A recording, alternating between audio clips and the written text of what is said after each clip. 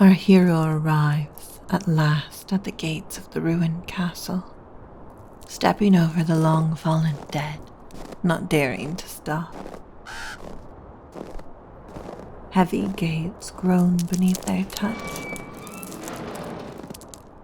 The great courtyard stretches in front, ruined with neglect and decay and darkness. A lesser knight would turn back, but not you.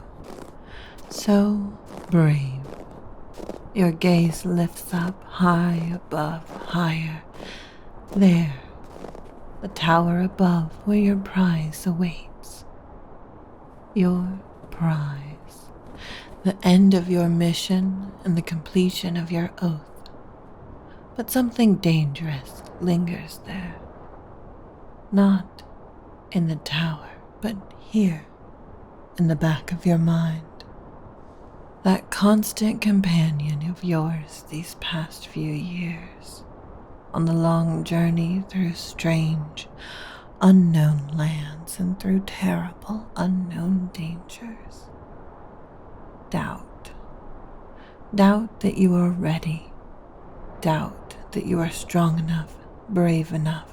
That constant suspicion that you are not enough. You have come so far. You could turn back. All your companions have failed. Some lost, some gone, some turned back or returned home, recovering in peace, knowing that you alone will complete the quest. So relentless. And now the tower looms.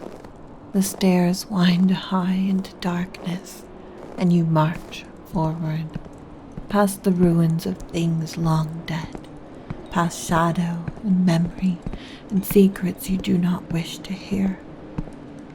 Your brow under that helm is sweaty, armored steps deliberate on the stone stairs. Grip firm on the hilt of your sword as you make the long walk upward. With each step, the air thickens with something richer underneath. You know what awaits you at the top, so determined. But your heart betrays you. So fast and so loud, I can hear it beating from here. You could stop, you could pray, but no. You simply lower your head and keep walking until suddenly a wooden door stands before you. Not chained, not barred, simply closed, waiting. Open the door. Come to me, my knight. I am waiting. You hesitate as you realize that this is it. Beyond this door is your destiny. Shoulders locked, jaw tight, hand twitching on your sword. Are you afraid? Are you trying so very hard to convince yourself that you are not? You expected a tomb. Cold stone and rotting corpses, the stench of death thick in the air. But no, you step into warmth, candlelight flickering against silk-draped walls, shadows that sway with the movement of something unseen. The air is thick with perfume, with steam rising from behind a sheer curtain hanging in the center of the room. Do you dare peek beyond the veil? Oh, the way you stare, the way your breath hitches. Poor thing, so weary, so confused. I must be a disappointment. You came expecting a battle, and yet here I sit, unarmed, unclothed. Lower your blade, as if you could use it now. You have carried it long enough. Lay it aside, just for a moment. I will not hurt you. You hesitate. Of course you do. It's not in your nature to surrender. But there it is, the slow unclenching of your fist. Remove your helm, knight. That's better, isn't it? Let us speak face to face. This is an important moment between you and I, long before you ever drew a sword in my name. Before you ever swore yourself to my destruction, I knew of this moment. It was destiny. Come, help me from the bath. Do you see me now? Do you shy away from me? You fought so hard to reach me, and now you look away. Does it disgust you? Do you mourn the woman I used to be? No. You do not step back. You do not reach for your blade or turn to run. I have spent centuries waiting for this moment, waiting to stand before you. I am not embarrassed by it. There is still flesh, here and here. But my ribs lay exposed, hollow and bare, where once my heart beat strong. The flesh of my torso has turned to dust, leaving only white bone. This is who I am. This is what remains of me, my love. Hand me the rope. You felt that, didn't you? When your hand touched my skin. A pull towards one another, like we were meant to be. Close like this. Give me your hand. You have always been strong, my love, but even the strongest cannot fight destiny. Here, do you feel it? Under my ribs, so small, so fragile. Go on. You can hold it in the palm of your hand. If you were to close your fist, I think you could crush my heart without a second thought. I was meant to be alone. Do you understand that, my love? A lich is not meant for longing, for warmth, for touch. A lich is meant to rule, to linger, to endure without the burden of fleshly desire.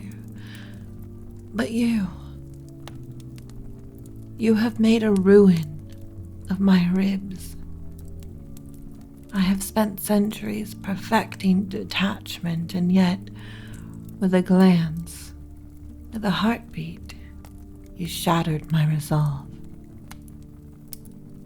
The first time I saw you, long ago, a scrying bowl, a fleeting moment in you. Oh, you were magnificent. You were fire and fury, light and steel. You were beautiful, and I was enthralled. In that moment when you removed your helm, I felt something stir here. In the hollow between my breasts, a long forgotten sensation. I felt my heart beat. for the first time in centuries. It was thrilling. It was frightening. It was everything. That moment, that pang of mortality, I had forgotten. I've been chasing that feeling ever since. I wanted you to be mine. So I watched you, and I waited. I do not dream, my love, but I have thought of you every night since that night. And so now you see why I had to call you here. Why I sent every vision, every whisper. Why I made sure that word of the prophecy of the hero would reach your lands. I wove your fate into mine. From that first moment that my dead heart stirred, I knew I would do anything to chase that feeling, to chase you. And I have, through years, through wars, through lifetimes, and now here you are. I have no kingdom, no empire, no army. I have only this small beating heart, this body, this desire, this longing I cannot silence. I want you to hold me.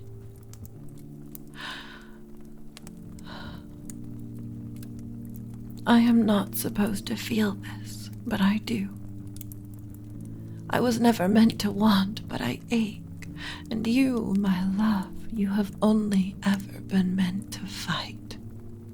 To stand against the darkness, to strike me down. Here you stand, in my arms.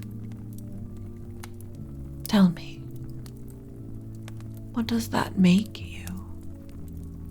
A failure of your holy oath? A knight gone astray? Or simply mine? You swore to slay all evil, to destroy monsters. What am I if not a monster? If not a woman made unwhole, a queen and her chosen, a woman and her beloved?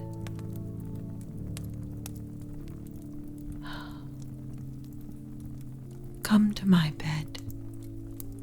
Let me hold you as I have dreamed for lifetimes. Let me press you against silk instead of stone, against warmth instead of cold. Our story is already written, don't you see? All that remains is the ending.